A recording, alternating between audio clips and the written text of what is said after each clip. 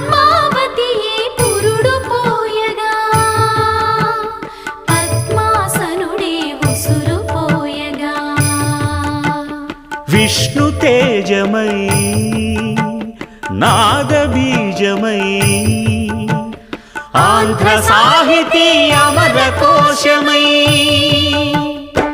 అవతరించెను అన్నమయ అసతో మా సద్గమయ అవతరించెను అన్నమయ అసతో మా సద్గమయ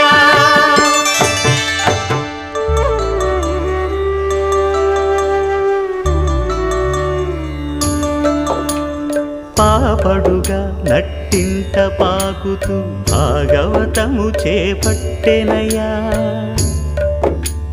హరినామమును ఆలకించక అరముద్దలనే